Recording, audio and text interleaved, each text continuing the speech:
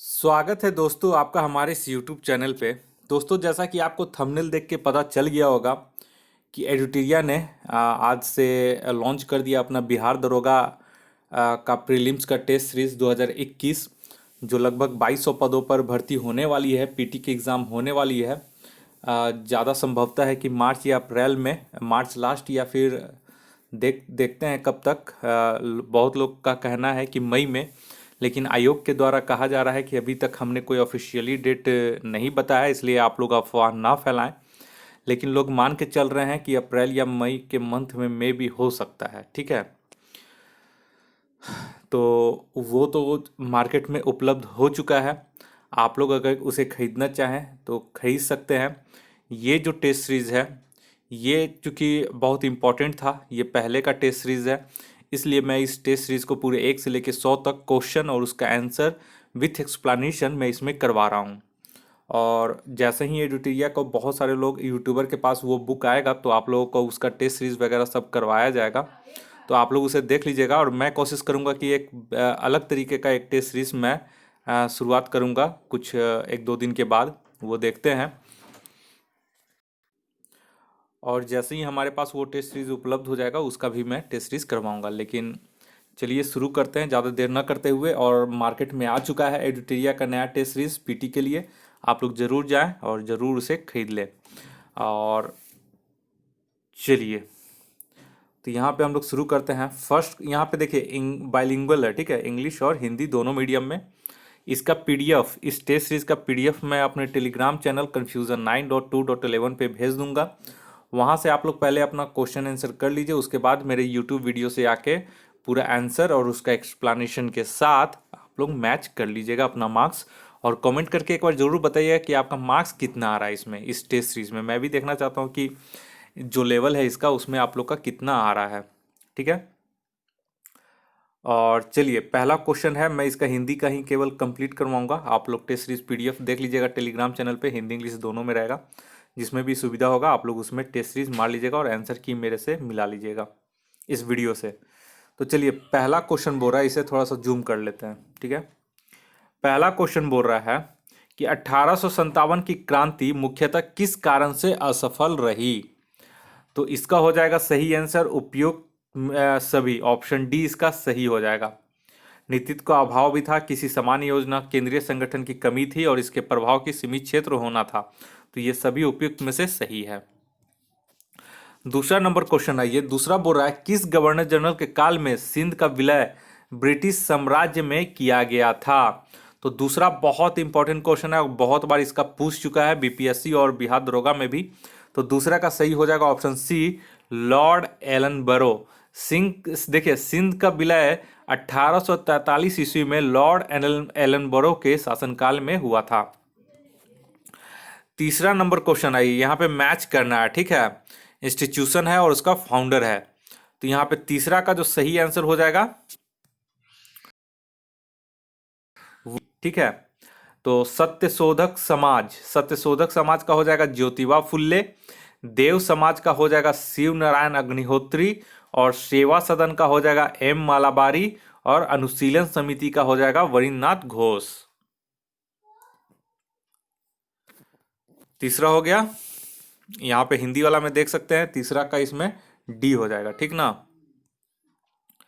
चौथा नंबर में आइए, चौथा नंबर बोल रहा है कि किस व्यक्ति ने यह नारा दिया कि मानव के लिए एक धर्म, एक जाति एवं एक ईश्वर। ठीक है, तो चौथा का जो सही हो जाएगा ऑप्शन बी, नारायण गुरु ने। और नारायण गुरु ने केरल में हुए अब्बीपुरम विद्रोह 1888 का नेतृत्व किया था। और इसी दौरान उन्होंने एक जाति, एक धर्म, एक ईश्वर का नारा दिया था। नेक्स्ट आइए, पांचवा नंबर क्वेश्चन। पांचवा नंबर बोल रहा है कि प्रथम आंग्ल मराठा युद्ध किस संधि के साथ समाप्त हुआ। तो पांचवा का सही हो जाएगा ऑप्शन सी, सालाबाई की संधि के साथ। यानी कि प्रथम आंग्ल मराठा युद्ध 1775 से 82 के दौरान 3 संधियां हुई थी। पहला सूरत की संधि 1775 में, पुरंदर की संधि 1776 में तथा सालाबाई की संधि 1782 ईस्वी में। इस प्रकार इस युद्ध का अंत सालाबाई की संधि के साथ हुआ था। छठा नंबर में क्वेश्चन आइए कि शिवाजी का राज्याभिषेक किस वर्ष हुआ?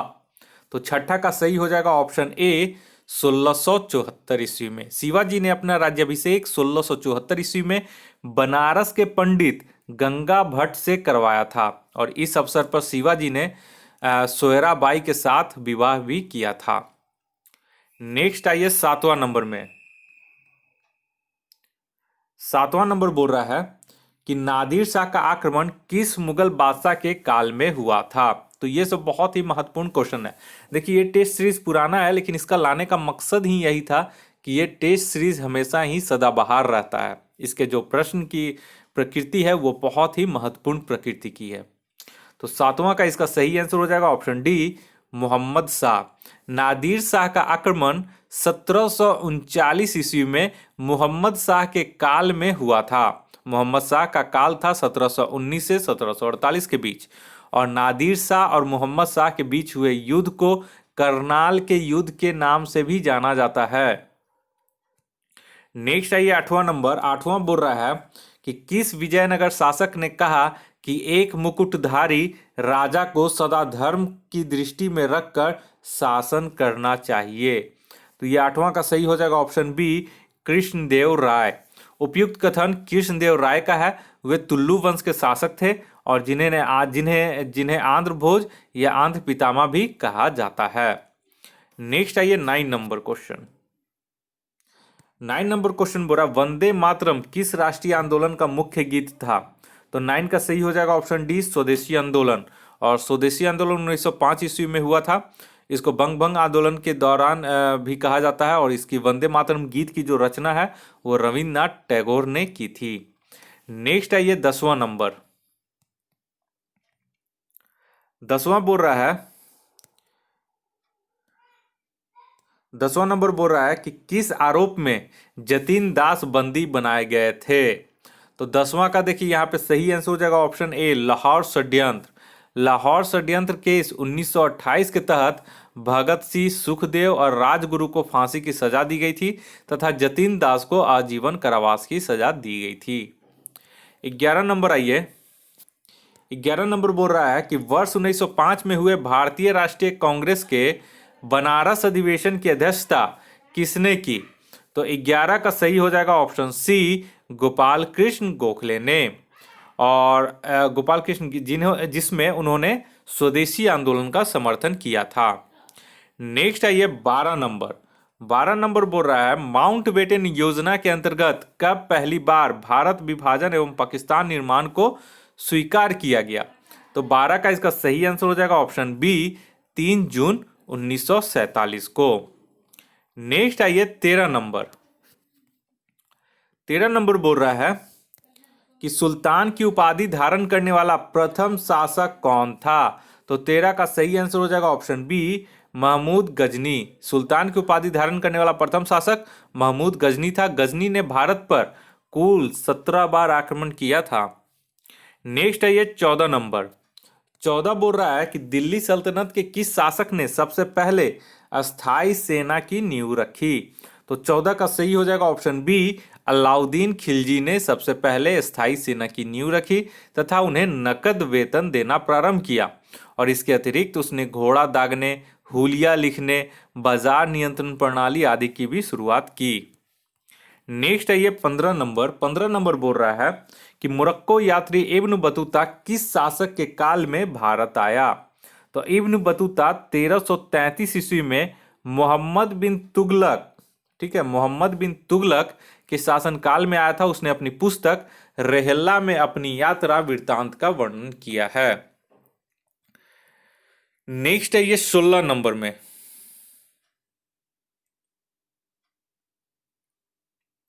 16 नंबर बोल रहा है कि दिल्ली सल्तनत के किस शासक ने शाह गाजी, हजरते आला एवं सुल्तान की उपाधियां धारण की थी? तो 16 का सही आंसर हो जाएगा option number B Bahlol Lodi ने। बहलोल लोदी वंश का शासक था। नेक्स्ट आइए 17 नंबर। 17 नंबर बोला कि हड़प्पा सभ्यता के संबंध में निम्नलिखित में से कौन सा कथन सही है? तो 17 का डी हो जाएगा, सिंधु घाटी सभ्यता नगरीय थी। ठीक है, तो ये जो है ये कथन सही है, बाकी सभी कथन जो है वो गलत था। हड़प्पा सभ्यता नगरीय सभ्यता थी और समाज मातृसत्तात्मक था, वे लोहे से परिचित नहीं थे और यह आध ऐतिहासिक थी। तो इसमें बहुत सारा क्वेश्चन आपका बन गया है, इसको इसका एक्सप्लेनेशन जो अभी हुआ है उसे आप लोग अच्छे से सुन लीजिएगा और नोट कर लीजिएगा। नेक्स्ट है ये 18 नंबर। 18 नंबर यहाँ पे आपको मैच करना है और 18 में आप देख सकते हैं महाजनपद है और उसकी राजधानी है। देखिए इससे हमेशा क्वेश्चन बिहार दरोगा में पूछा हुआ है और हर एग्जाम में इससे पूछ रहा है। तो 18 का यहाँ पे सी हो जाएगा। ठीक है, हम यहाँ पे बता देते हैं वत्स का जो है कौसंबी हो जाएगा। ठीक है, मत्स्य का विराटनगर हो जाएगा, गंगाधर का हो जाएगा तक्षशिला और सूरसेन का हो जाएगा मथुरा। ठीक है, नेक्स्ट आइए 19 नंबर। 19 बोल रहा है कि प्रथम जैन महासभा का आयोजन कहाँ किया गया था। तो 19 का सही हो जाएगा आपका ऑप्शन बी, पाटलिपुत्र में। तो प्रथम जैन महासभा का आयोजन लगभग 300 ईस्वी में पाटलिपुत्र में स्थूलभद्र के नेतृत्व में हुआ था। नेक्स्ट आइए 20 नंबर। 20 बोल रहा है कि किस वंश के शासकों ने ब्राह्मण एवं बौद्ध भिक्षुओं को भूमि अनुदान देने की प्रथा आरंभ की। तो 20 का सही हो जाएगा ऑप्शन सी, सातवाहन वंश के शासकों ने ब्राह्मणों एवं बौद्ध भिक्षुओं को भूमि अनुदान प्रदान करने की प्रथा प्रारंभ की। नेक्स्ट आइए 21 नंबर। भारत के पहले ब्लॉकचेन जिले की स्थापना करने का निर्णय किस शहर में लिया गया था। तो 21 का सही आंसर हो जाएगा इसका ऑप्शन डी, हैदराबाद में। और यहाँ पे कुछ जो आपका करंट अफेयर्स है वो पुराना है, उसका मैं छोड़ दूंगा, ज़्यादा एक्सप्लेन नहीं करूंगा। 22 का केवल देख लीजिए, करंट अफेयर्स है ये, फिलहाल इसका अभी इंपॉर्टेंट नहीं है लेकिन मैं इसमें आंसर बताते जा रहा हूँ। 22 का जो हो जाएगा मध्य प्रदेश हो जाएगा। किस राज्य सरकार ने मुख्यमंत्री युवा स्वाभिमान योजना की शुरुआत की। तो मध्य प्रदेश ने। ठीक है, नेक्स्ट आइए 23 नंबर। 23 बोल रहा है पर्यटन के विस्तृत विकास के लिए सर्वश्रेष्ठ राज्य का पुरस्कार किस राज्य को प्रदान किया गया। तो 23 का हो जाएगा यहाँ पे ऑप्शन सी हो जाएगा, आंध्र प्रदेश। ठीक है, ये सब पहले का थोड़ा सा क्वेश्चन है लेकिन मैं इसका आंसर बताते जा रहा हूं। 24 नंबर आइए। भारत में कुपोषण के विरुद्ध जागरूकता फैलाने के लिए हाल में संयुक्त राष्ट्र द्वारा किस अभियान की शुरुआत की गई। तो 24 का हो जाएगा option D, feed our future. 25 number आइए। हाल ही में किस राज्य सरकार ने सरकारी डॉक्टरों की निजी प्रैक्टिस पर रोक लगाने का निर्णय लिया है। तो 25 का हो जाएगा आपका ऑप्शन डी, आंध्र प्रदेश ने। नेक्स्ट आइए 26 नंबर। 26 बोल रहा हाल ही में किस राज्य सरकार ने सरकारी नौकरी में राष्ट्रीय एवं अंतर्राष्ट्रीय पदक विजेताओं को 5% आरक्षण देने का निर्णय लिया है। तो 26 का हो जाएगा option A, Madhya Pradesh. 27 number आइए। 27 बोल रहा अक्टूबर 2019 में किस देश ने वर्ष 2020 तक ओपेक की सदस्यता छोड़ने का निर्णय लिया है। तो 27 का सही आंसर हो जाएगा ऑप्शन ए, इक्वाडोर ने। नेक्स्ट आइए 28 नंबर। 28 बोल रहा है कि हाल ही में नोमैडिक एलिफेंट 14 सैन्य अभ्यास किन दो देशों के मध्य आयोजित किया गया। तो 28 का हो जाएगा ऑप्शन डी, भारत और मंगोलिया के बीच। 29 नंबर आइए। 29 बोल रहा है कि ओजोन परत संरक्षण दिवस 2019 का थीम क्या था। तो ये 2019 का है, पुराना है, तो 32 ईयर्स एंड हीलिंग था। ऑप्शन बी उस समय इसका आंसर था लेकिन अब जो लेटेस्ट हो गया है तो चेंज हो गया। 30 नंबर आइए। ब्यूरो ऑफ एनर्जी एफिशिएंसी द्वारा आयोजित भवन निर्माण क्षेत्र में ऊर्जा दक्षता के लिए अंतर्राष्ट्रीय सम्मेलन आंगन का आयोजन किया गया। तो कहाँ किया गया था। तो 30 का इसका हो जाएगा ए, नई दिल्ली में। नेक्स्ट आइए 31 नंबर। 31 बोल रहा है कि कन्फ्लुएंस एक्सीलेंस अवार्ड में किस महिला को मीडिया में भारत की शक्तिशाली महिला का पुरस्कार दिया गया। तो 31 का सही आंसर हो जाएगा ऑप्शन बी, कैलीपुरी को। नेक्स्ट आइए 32 नंबर में। कैश सईद ने हाल ही में किस देश के राष्ट्रपति के रूप में शपथ ग्रहण किया। तो 32 का हो जाएगा ट्यूनेशिया। ऑप्शन सी इसका सही हो जाएगा। 33 आइए। वैश्विक नवाचार सूचकांक 2019 में भारत का स्थान क्या था। तो 33 का हो जाएगा ऑप्शन सी, 52वां इसका स्थान था और प्रथम स्थान स्विट्जरलैंड को मिला था। नेक्स्ट है ये 34 नंबर। 34 बोल रहा है हाल ही में प्रकाशित पुस्तक आ, कोई चोटे के लेखक कौन है? तो 34 का सही आंसर हो जाएगा option C, Salman Rushdie. Next आइए 35 नंबर। 35 नंबर बोल रहा है हाल ही में जारी वैश्विक बहुआयामी निर्धनता सूचकांक 2019 को किस संस्था द्वारा जारी किया गया था? तो 35 का सही आंसर हो जाएगा option C, UNDP, United Nation Development Programme. Next है ये 36 नंबर में। 36 बोल रहा है कि हाल ही में केंद्रीय मंत्रिमंडल ने किस कंपनी का विलय बीएसएनएल में करने की घोषणा की है? तो 36 का इसका सही आंसर हो जाएगा ऑप्शन सी, एमटीएनएल का। नेक्स्ट है ये 37 नंबर। रामानुज मिशन नामक एल्गोरिथम हाल ही में किस देश के वैज्ञानिकों ने विकसित किया है? तो 37 का ये थोड़ा सा इंपॉर्टेंट हो जाता है, इसका सही होगा ऑप्शन बी, इजराइल ने। 38 नंबर आइए। सिमोना बाइल्स का संबंध किस खेल से है? ठीक है, तो 38 का सही आंसर हो जाएगा ऑप्शन बी, जिम्नास्टिक से। सिमोना बाइल्स अमेरिकी जिम्नास्ट है जो विश्व जिम्नास्टिक चैंपियनशिप में सर्वाधिक पदक करीब 14 जीतने वाली दुनिया की पहली जिम्नास्ट बन गई है। नेक्स्ट है ये 39 नंबर। 39 बोरा की 14वां आईसीसी एक दिवसीय क्रिकेट विश्व कप 2027 का आयोजन किस देश में किया जाएगा? इसका मैंने हाल ही में खेल संबंधी ट्रिक में इसका ट्रिक मैंने बताया था कि कैसे इसको याद करना है। आप लोग वो जाके ट्रिक देख लीजिएगा, मेरे चैनल पे खोज लीजिएगा, वो अभी अपलोड किया हुआ है। ठीक है, तो 39 का सही हो जाएगा ऑप्शन सी, दक्षिण अफ्रीका, और 2023 में इसका आयोजन भारत में किया जाएगा। नेक्स्ट है ये 40 नंबर। 40 बोल रहा है कि हाल ही में भारत सरकार ने किस देश के साथ तुर्गा पनबिजली परियोजना पर समझौता किया है? तो 40 का सही आंसर हो जाएगा ऑप्शन डी, नेपाल के साथ। नेक्स्ट है ये 41 नंबर। 41 बोल रहा है कि निम्न में से किस से जुड़वा घाटा कहा जाता है? निम्न में से किसे जुड़वा घाटा कहा जाता है? तो 41 का सही आंसर हो जाएगा ऑप्शन डी, राजकोषीय घाटा तथा चालू खाता घाटा को ट्विन डिफिशिएट्स कहा जाता है। नेक्स्ट है ये 42 नंबर में। फ्रिक्शनल अनएम्प्लॉयमेंट यानी कि प्रतिरोधात्मक या घर्षणात्मक बेरोजगारी है। तो फ्रिक्शनल अनएम्प्लॉयमेंट क्या है? तो इसका 42 का सही आंसर आपका हो जाएगा, हिंदी वाले में देख लीजिएगा, ऑप्शन सी हो जाएगा। व्यवसाय श्रमिक का रोजगार या फिर व्यवसाय परिवर्तन की प्रक्रिया के दौरान कुछ समय के लिए बेरोजगार होना संघर्षात्मक या घर्षणात्मक फ्रिक्शनल अनएम्प्लॉयमेंट के अंतर्गत आता है। नेक्स्ट है ये 43 नंबर। 43 बोल रहा है कि भारतीय अर्थव्यवस्था का कौन सा क्षेत्र जीडीपी में सबसे अधिक योगदान करता है?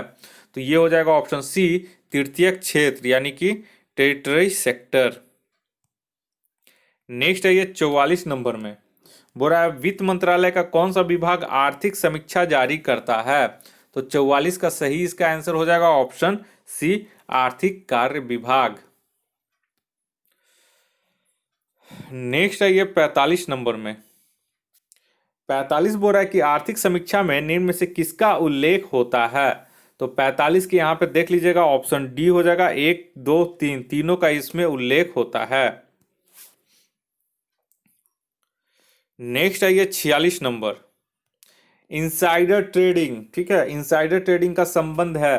तो 46 का सबको पता होगा, ऑप्शन सी, शेयर बाजार से। और इनसाइडर ट्रेडिंग का संबंध शेयर बाजार से जब कंपनी की गोपनीय सूचनाएं रखने वाला व्यक्ति शेयरों का क्रय विक्रय करता है तो यह इनसाइडर ट्रेडिंग कहलाता है।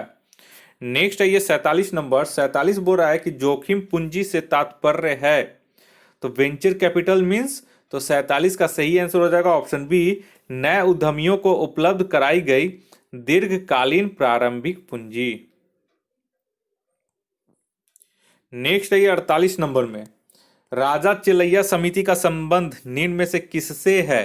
तो 48 का सही आंसर हो जाएगा ऑप्शन डी, कर सुधार से।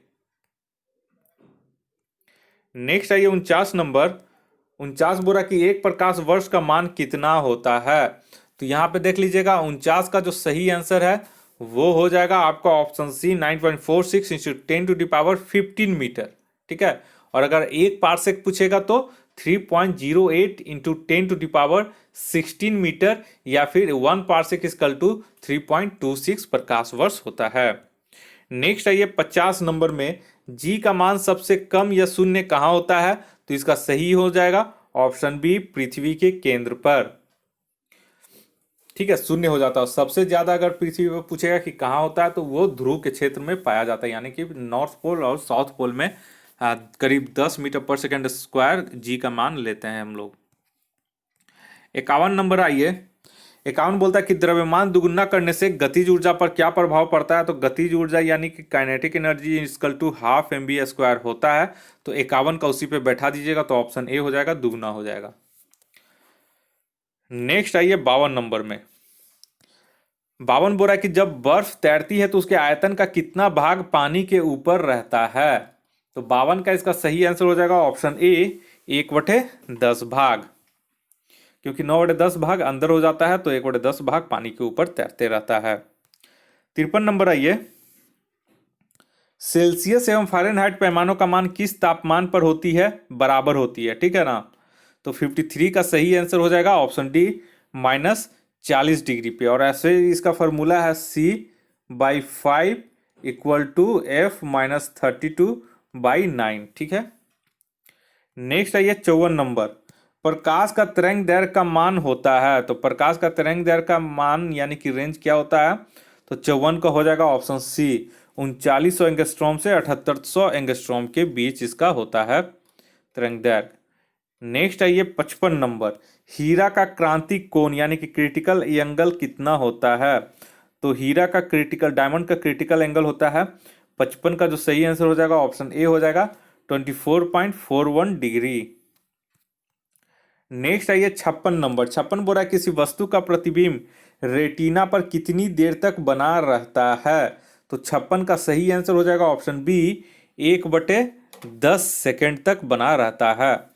नेक्स्ट आइए 57 में, कौन सुमेलित नहीं है? तो 57 का सही हो जाएगा ऑप्शन डी, जो है वो सुमेलित नहीं है, ठीक है। मेसॉन, रदरफोर्ड ये जो है सुमेलित नहीं है।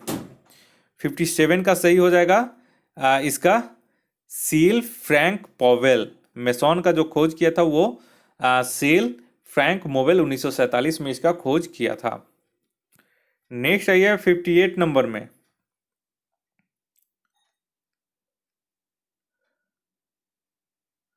आइए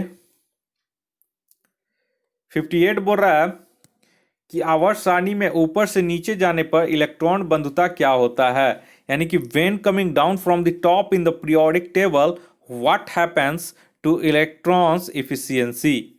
तो इसका हो जाएगा 58 का सही आंसर हो जाएगा ऑप्शन ए, घटता है, यानी कि डिक्रीजेस। नेक्स्ट आइए 59 नंबर। ठोस एरोसेल का उदाहरण है, an example of solid aerosol is, तो इसमें कौन सा है? तो 59 का डी हो जाएगा, धुआं। और एरोसेल आपका ये पूछा हुआ है, किसमें पूछा हुआ है? तो रेंज ऑफिसर में, अभी हाल ही में जो 17 जनवरी 2021 को हुआ एग्जाम, उसमें पूछा गया था। 60 नंबर आइए। 60 नंबर जो बोल रहा है वो देखिए, एल्काइन का आणविक सूत्र होता है, यानी कि alkyne has a molecular formula, तो कितना होता है? तो 60 का हो जाएगा ऑप्शन सी, CnH2n-2। ये हो गया हमारा एल्काइन का। वहीं अगर एल्केन का पूछेगा तो CnH2n+2, और एल्कीन का पूछेगा तो CnH2n हो जाएगा। 61 नंबर आइए। गुलाब का वैज्ञानिक नाम क्या है? तो what is roses scientific name? तो 61 का क्या हो जाएगा? ऑप्शन सी हो जाएगा। तो सी में क्या हो जाएगा? हेलिनेंथम एनस, ठीक है। ये आप लोग याद कर लीजिएगा गुलाब का। 62 नंबर आइए। कोशिका विभाजन की अवस्था में क्रोमोसोम स्पष्ट दिखाई देता है, तो 62 का सही आंसर हो जाएगा ऑप्शन बी, मध्यावस्था, मेटाफेज। इंग्लिश में ज्यादा ये आसानी होता है याद करने में, मेटाफेज, ठीक है। अब आइए 63 नंबर। छोटी आंत की लंबाई कितनी होती है? तो 63 का सही आंसर हो जाएगा ऑप्शन डी, 6 मीटर, ठीक है। छोटी आंत की लंबाई ज्यादा होती है 6 मीटर, और बड़ी आंत की पूछेगा तो 1.5 मीटर हो जाएगा। 64 नंबर आई है 64 नंबर। 64 बोल रहा है कि राज्य में दूसरे सदन की स्थापना या उसे रद्द करने से संबंधित कौन सी प्रक्रिया सही है। तो इसका देखिए, ये 64 था, तो 64 का सही आंसर हो जाएगा ऑप्शन बी।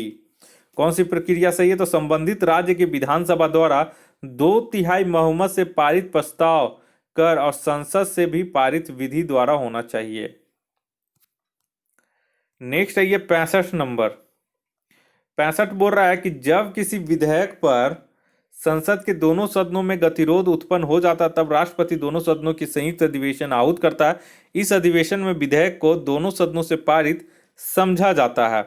तो 65 के इसका सही ये हो जाएगा ऑप्शन डी, उपस्थित तथा मत देने वाले सदस्यों का साधारण बहुमत के द्वारा। तो अनुच्छेद 108 में संयुक्त अधिवेशन का वर्णन किया गया है, जिसकी अध्यक्षता लोकसभा के अध्यक्ष द्वारा की जाती है और संयुक्त अधिवेशन में कोई विधेयक पारित तब समझा जाता है जब दोनों सदनों के उपस्थित और मत देने वाले सदस्यों की कुल संख्या के बहुमत द्वारा पारित हो जाए। 66 नंबर आइए, किस संविधान संशोधन द्वारा एक ही व्यक्ति को 2 या 2 से अधिक राज्यों का राज्यपाल बनाने संबंधी प्रावधान किया गया है। तो 66 का सही हो जाएगा ऑप्शन ए, 7वें संविधान संशोधन द्वारा, और आप इसे भी नोट कर लीजिएगा। आइए 67 में। 67 बोल रहा है कि बिहार में पंचायतों की वित्तीय स्थिति का पुनर्विलोकन करने के लिए निम्न में से कौन सा राज्य वित्त आयोग का गठन करता है। ठीक है, तो कौन इसमें से राज्य वित्त आयोग का गठन करता है, तो 67 का सही हो जाएगा ऑप्शन बी, वित्त मंत्री। तो 73वां संविधान संशोधन के तहत पंचायतों की वित्तीय स्थिति के पुनर्विलोकन के लिए संबंधित राज्य का, यहाँ पे थोड़ा सा एक गलती हो गया दोस्तों, यहाँ पे वित्त मंत्री नहीं होगा बल्कि यहाँ पे राज्यपाल होगा, सी होगा। ठीक है, तो राज्यपाल प्रत्येक 5 वर्ष पर राज्य वित्त आयोग का गठन करता है। 68 नंबर। 68 बोल रहा है कि बिहार में पंचायती राज तंत्र में शामिल है। तो 68 त्रिस्तरीय बिहार में, तो 68 का डी हो जाएगा, ग्राम पंचायत, उसके बाद पंचायत समिति, उसके बाद फिर जिला परिषद होता है। नेक्स्ट है ये 69 में।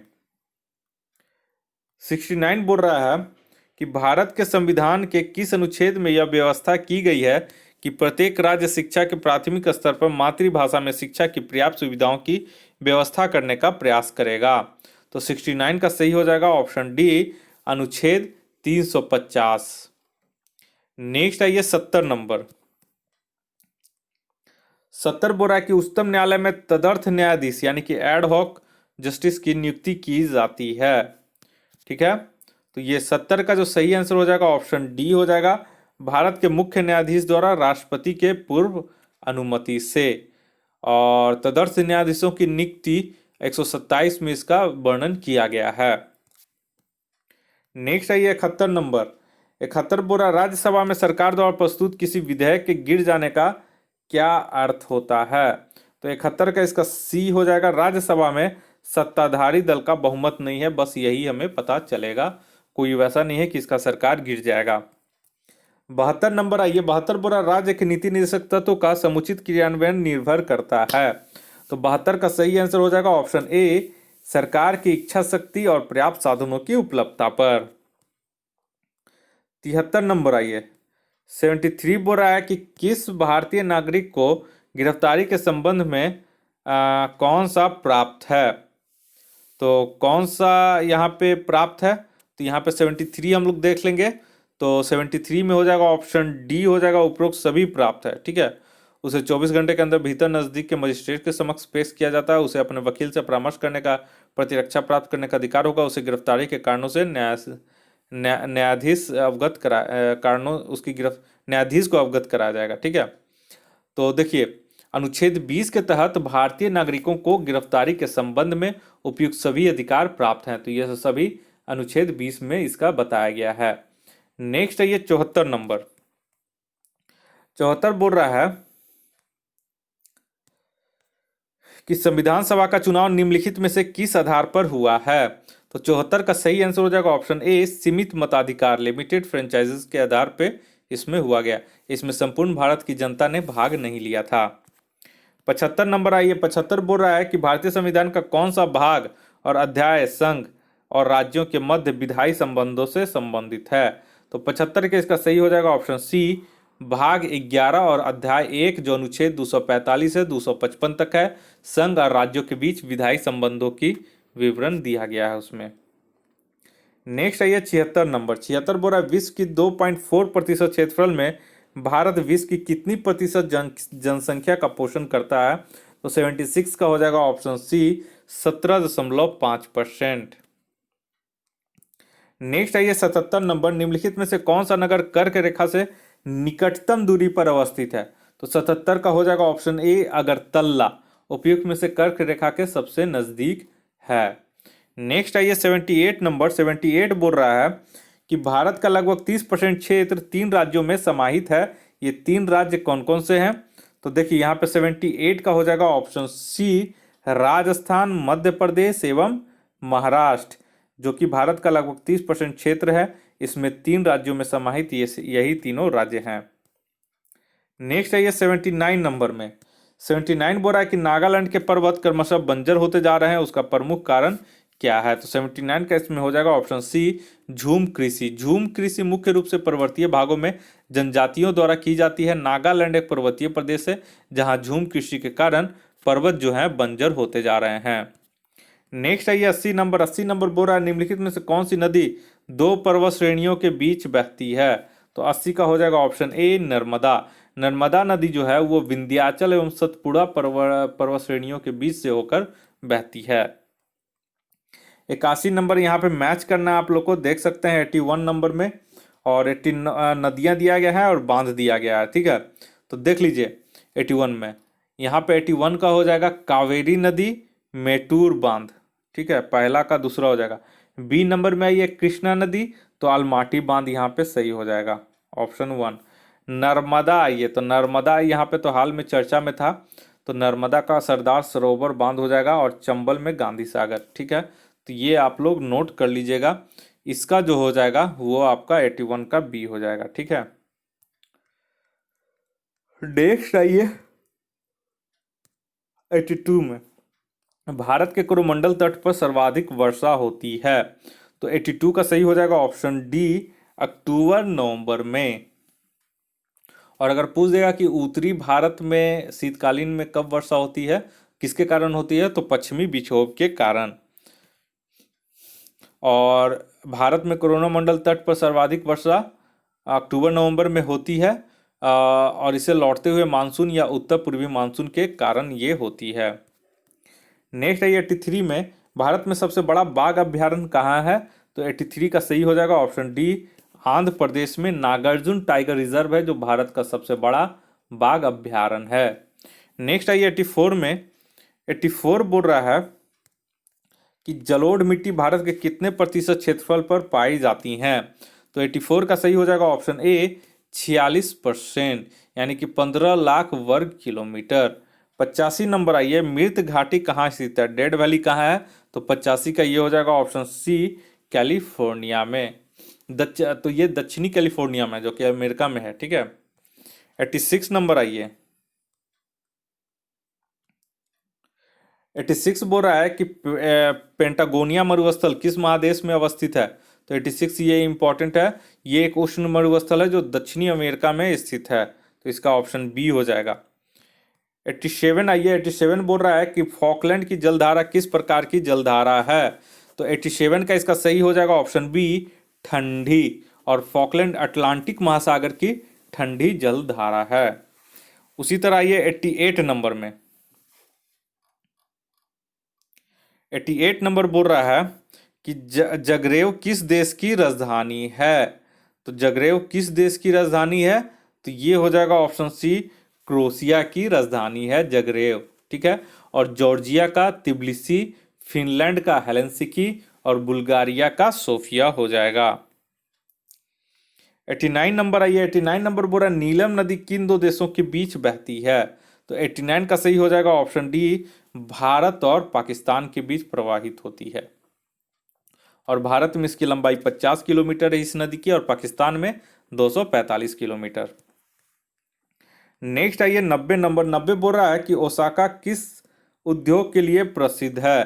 तो 90 का यहाँ हो जाएगा ऑप्शन सी केवल 1 और 3, यानी कि लोहा इस्पात और सूती वस्त्र उद्योग के लिए ओसाका आपका जापान में है, प्रमुख औद्योगिक शहर है और इसके लिए ही ये जनरली 1 और 3 लोहा इस्पात और सूती वस्त्र उद्योग के लिए प्रसिद्ध है। 91 नंबर आइए। 91 बोला बिहार का एकमात्र औद्योगिक संकुल कहाँ अवस्थित है। तो 91 का सही हो जाएगा ऑप्शन बी बरौनी में। बरौनी बिहार का एकमात्र औद्योगिक संकुल है जहां तेल परिशोधन एवं इस पर आधारित कई उद्योग संचालित हैं, जैसे उर्वरक उद्योग इत्यादि। नेक्स्ट आइए 92 नंबर। 92 बोल रहा है कि राष्ट्रीय अंतर्देशीय नौवहन संस्था नीनी कहाँ पर स्थित है। तो 92 का जो सही आंसर हो जाएगा वो ऑप्शन ए हो जाएगा, पटना में स्थित है, बिहार में, पटना बिहार में। 93 नंबर आइए। 93 बोल रहा है कि कौन सी दशाएं वैश्विक ताप के असर को इंगित करती हैं। तो 93 का हो जाएगा ऑप्शन डी, इनमें से सभी जो हैं वो वैश्विक ताप को इंगित करती हैं। ग्लोबल तापमान में वृद्धि, मौसमी दशाओं में परिवर्तन, सागरीय तल में उत्थान। 94 नंबर आइए। 94 बोल रहा है कि भारत वन स्थिति रिपोर्ट 2017 के अनुसार भारत में सर्वाधिक मैंग्रोव आच्छादित राज्य केंद्र शासित प्रदेश कौन है। तो 94 का इसका सही आंसर हो जाएगा ऑप्शन ए गुजरात। नेक्स्ट आइए 95 नंबर। भारत के किस राज्य में क्षेत्रीय ग्रामीण बैंक अभी स्थापित नहीं किए गए हैं।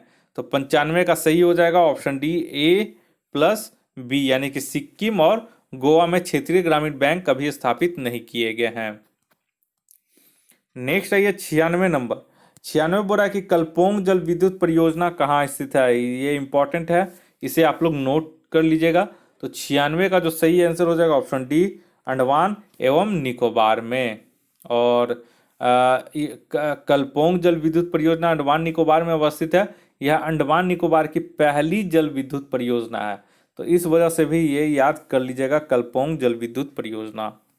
97 नंबर आइए। बोल रहा है ओलंपिक ध्वज व चित्रित आपस में जुड़े 5 विभिन्न रंग के छल्ले में पीले रंग का छल्ला किस महादेश के प्रतीक हैं। तो 97 का सही हो जाएगा ऑप्शन बी एशिया। देख लीजिए 5 महादेश है, तो इसमें हो जाएगा पीला रंग एशिया के लिए है, नीला यूरोप के लिए, काला अफ्रीका के लिए, हरा ऑस्ट्रेलिया के लिए, लाल अमेरिका के लिए। ठीक है। नेक्स्ट आइए 98 नंबर में। 98 नंबर बोला पर्यावरण संरक्षण अधिनियम कब बनाया गया था। तो 98 का सही हो जाएगा ऑप्शन डी 1986 ईस्वी में। 99 नंबर आइए। 99 बोल रहा है कि पोलो को खेल में प्रत्येक पक्ष में कितने खिलाड़ियों की संख्या होनी चाहिए। तो 99 का सही हो जाएगा ऑप्शन ए 4। और जबकि वाटर पोलो अगर पूछेगा तो वाटर पोलो में 7 प्लेयर की जरूरत पड़ती है। तो वाटर पोलो में आपका केवल 4 हो जाएगा। ठीक है। और वैसे इस 7 हो जाएगा वाटर पोलो में, और ऐसे आपका 4 हो जाता है।